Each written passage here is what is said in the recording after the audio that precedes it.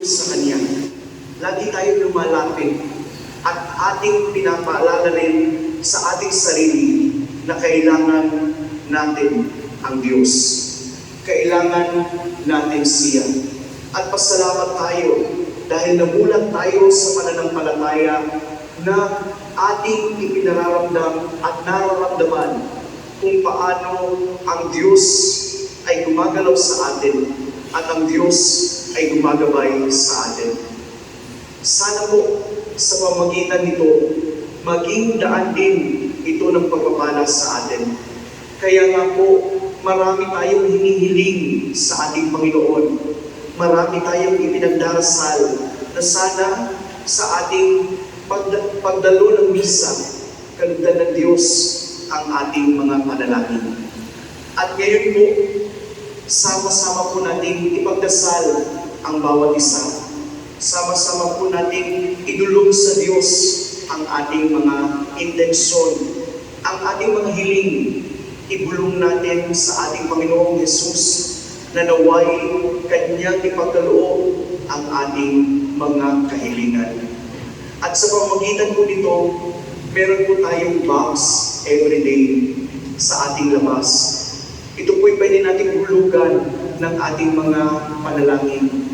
Pwede po natin itong sulatan ng mga hiling natin sa Diyos, ng ating paglambing sa Kanya. At bago po matapos ang banal na misa, habang nagseserenade po ang choir, atin po itong dadalhin sa may dilim, na habang araw-araw tayo ay nagdiriwang ng banal na misa, magpupuno ito ng siyam na iba-ibang boxes na puno at laman ang ating mga hiling sa Diyos. Dahil lahat tayo meron kanya-kanyang nais makamtan at ito naway ipagkaloob niya sa atin. At bilang isang komunidad, tayo po ay magdarasal ng isa para sa lahat. Meron man tayong nakatanging hinihiling, pero tayo natitipon bilang isang angkan ng Diyos na umaasa na ang ating mga panalangin ay Kanyang kaluludan. Ito ang paghahanda na sana makita rin natin na hindi lamang sa ilaw at palamuti ng ating simbahan, hindi lamang ito nakikita sa mga paghahanda natin sa ating mga tahanan, mga binalot na regalo para sa ating mga mahal sa buhay, at mga plano upang paano natin ipagdiriwang ang Kapaskuhan. Sana po makita at maramdaman din natin na tayo ay nagiging isang regalo sa ating kapwa, na ang ating pagdarasal at pakikisa sa banal na misa ay isang pagpapatunay ng isang komunidad na nanalangin at nagdarasal sa Diyos. Ito ay isang pamamaraan ng paghahanda para sa Kanyang pagsilang. My dear brothers and sisters in Christ, ang panahon ng Adbyento at ang silbang gabi na ating nakagisnan ay ultimo nitong kinikilala ang ating Panginoon. Katulad sa ating Ebanghelyo, si Juan Bautista, kanyang inihanda ang daraanan ng ating Panginoon. Pero hindi siya nagmalabis sa kanyang misyon. Bagkus, nakitaan natin siya ng kapakumbabaan kung paano ang isang propetang natatanging ay isang lingkod ng ating Diyos. Gayon din po sana tayo ngayong lahat sa araw na ito. Maging mga palatandaan tayo ng paghahanda para sa ating Panginoon. Maging palatandaan tayo na ang ating buhay ay nakalaan para sa Kanya. Maging palatandaan tayo na ang ating pananampalataya at pag-ibig sa Diyos ay isang buhay na patotoo upang sa gayon ang ating simbahan, ang ating nakagisnang pananampalataya, ang ating ipinagmamalaking pagmamahal sa Diyos ay kahahantungan ang lubos na pagkilala sa Kanya.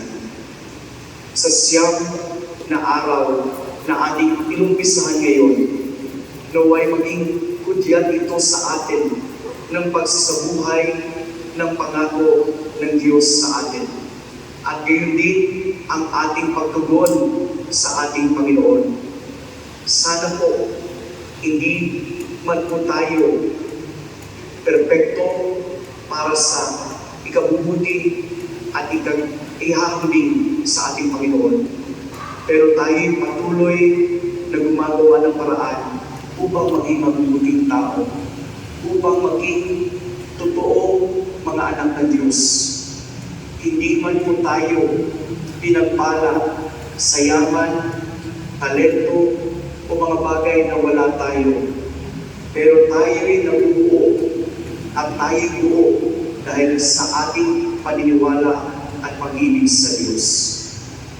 My dear brothers and sisters in Christ, masaya at kapanapanabig ang Kapaskuhan.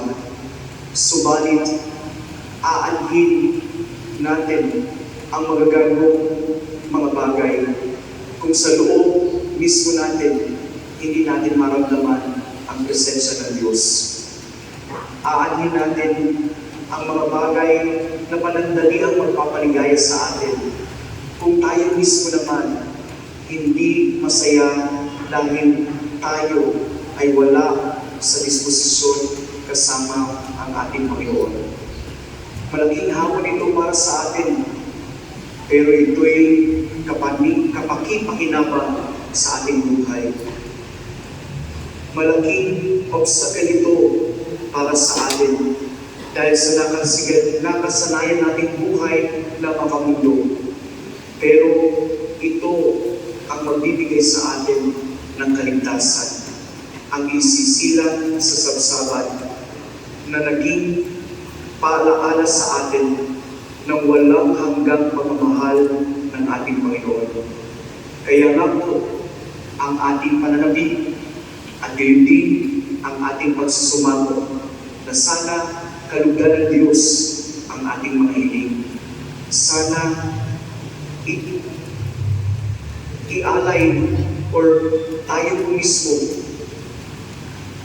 ituro sa atin ng Diyos ang landas patungo sa kabanalan.